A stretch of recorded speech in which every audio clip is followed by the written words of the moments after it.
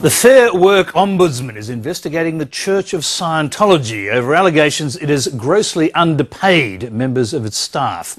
Lateline has spoken to a number of former members of the church who claim they were paid only a few $1,000s a year to work full-time for the church and had to resort to welfare payments to survive.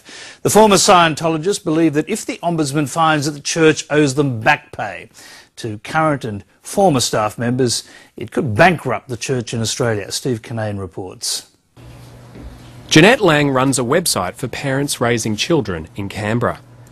But the struggle of running a small business from home seems minor compared to her 7 years working for the Church of Scientology. It was awful. It was trying to survive as a staff member was a constant battle. A committed Scientologist in her 20s, Jeanette Lang worked her way up to second in charge of the church in Canberra. But her pay didn't reflect her position.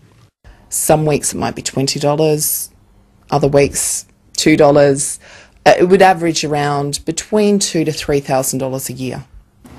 So these are two of the group certificates from 2 of the years that I was there. So this one's from 1999, where I earned $740. And this was my big one, which is why I pulled this one out. This was in 2001, where I earned $3,114. So that's the most you ever earned in a year? That's right. How do you survive on that? You need to be on government benefits. And that was commonplace within the Church of Scientology? Absolutely. The Church of Scientology denies any widespread use of welfare by its staff members. But Lateline has spoken to 7 ex-Scientologists who say they were on welfare while working full-time for the church. One former member says she and 6 other staff members were on the dole while working for Scientology in Melbourne in the 1990s. Paul Schofield is one of those who had to rely on other work and government payments to survive. He worked for various Scientology organisations for over 20 years. I didn't even have enough money for petrol to get to work. I had no money for nappies for my daughter. I had no money for dog food, yet I was being harassed to come to work and keep working for nothing.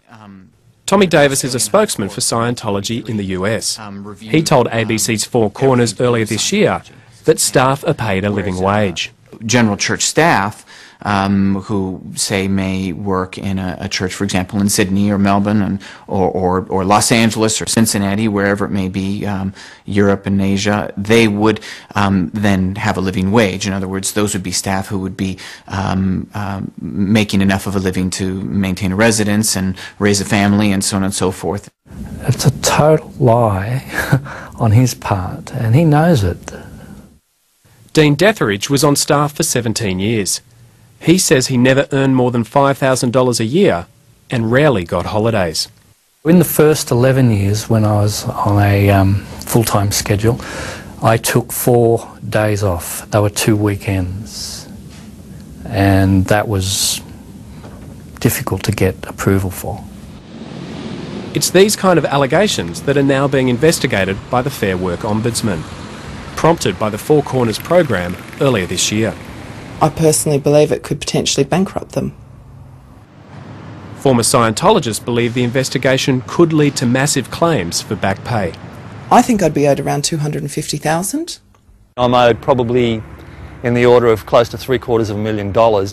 You'd be getting close to $1 million, presumably. The Church of Scientology in Australia declined Lateline's requests for an interview.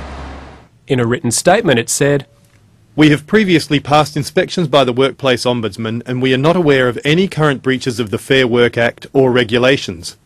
It would be improper to comment on any ongoing investigation until such time as it is completed.